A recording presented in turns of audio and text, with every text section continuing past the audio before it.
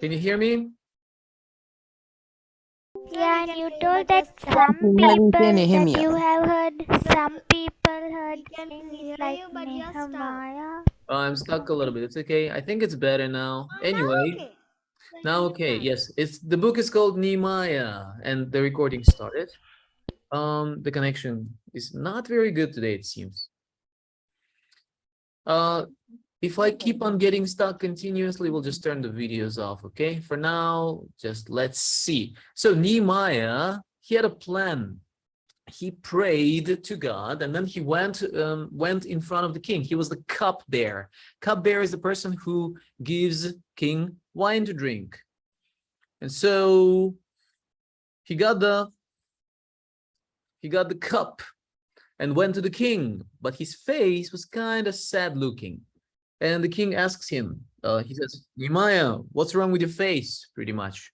Why are you so sad looking? He didn't say, what's wrong with your face? I'm just making things up, of course.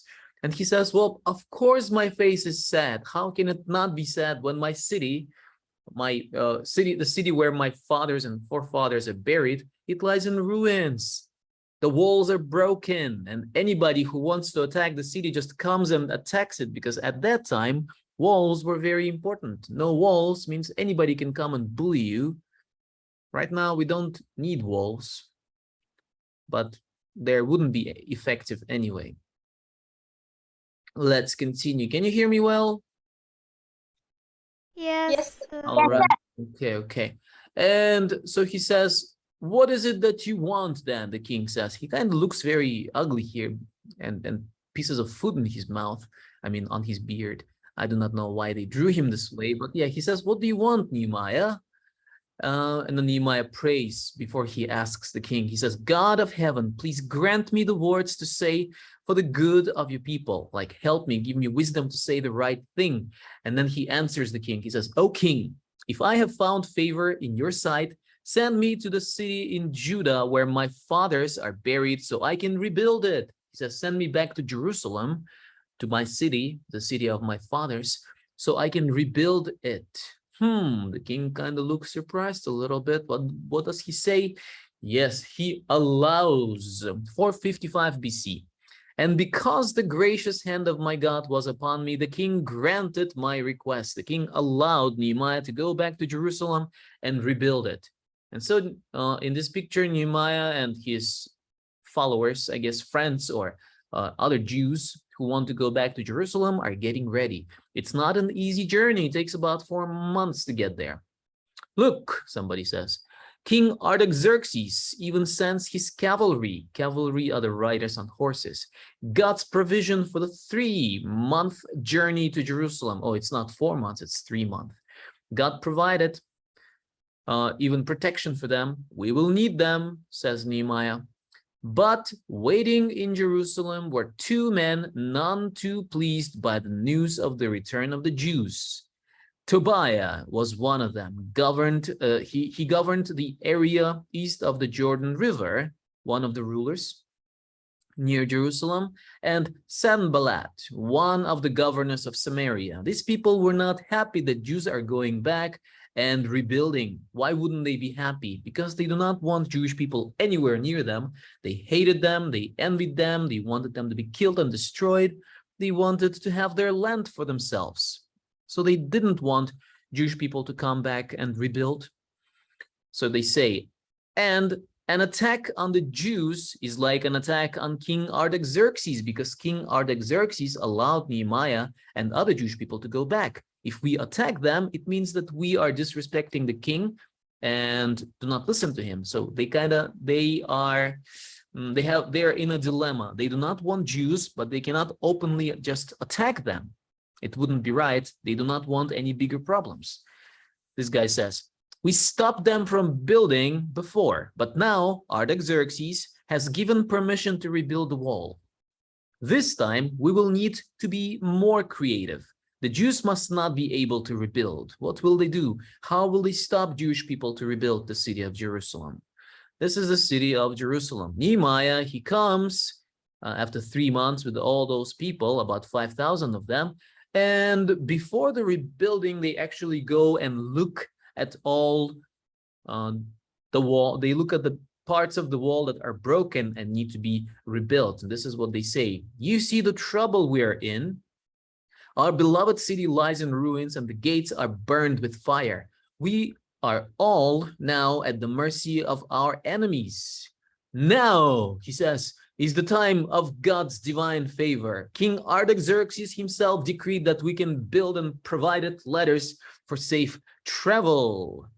He has even granted us access to the king's forest to have timber. He says, now is the time to rebuild. This is the opportune time that we should not waste. We should use this opportunity to rebuild. This, he says, is the time to rebuild. God has not forgotten his people. And people get so excited by his motivational speech and they shout, we will rebuild.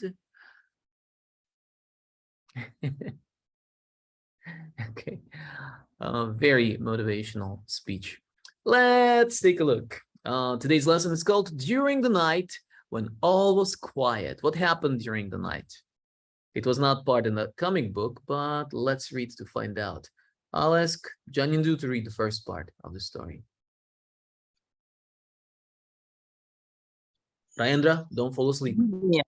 During the night, when all was quiet, when Nehemiah told the king why he was so sad, King Artaxerxes said, "You should go to the land of Judah and rebuild the walls of the city where your people live." The king then gave Nehemiah a letter for the keeper of the king's forest to supply him with wood for the city gates. He even sent along army officers to protect the group of Jews traveling back with Nehemiah. When Nehemiah arrived in Jerusalem, he did not tell anyone why he had come. After 3 days, he and a few close friends sneaked out at night to inspect the broken wall. They stumbled around in the dark, going from one broken gate to another, looking what needed to be done to rebuild the wall. Then they went back home. Yeah, so this part was not in the comic book. They actually, when they arrived to Jerusalem, they didn't start working right away. They didn't talk to anyone right away. First, they went around and inspected. They checked. They looked at what needs to be repaired. They looked at the broken gates and broken walls and other things. The question is, how should I go about tackling a big task? Sometimes we have big tasks in front of us. And what shall I do?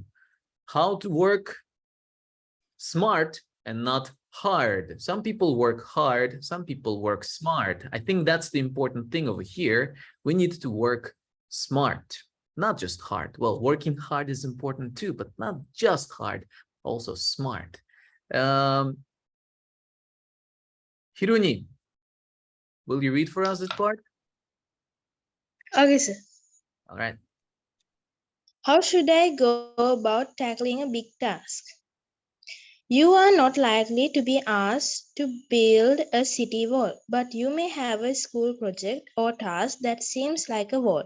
For Nehemiah, building a wall with heavy stones all around the city was going to be a big task, too big to just rush into without careful planning. Here are thoughts that will help you to get started with your task. Pray for God's help before you get started. Ask God to give you good ideas and to guide you as you work. Set goals. If the project has to be completed by a certain day, divide the work into tasks for each day. Remember, it usually takes a bit longer than you think.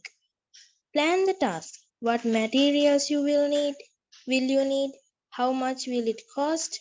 Will you need help? What could go wrong? Do your best. God is honored by a job well done.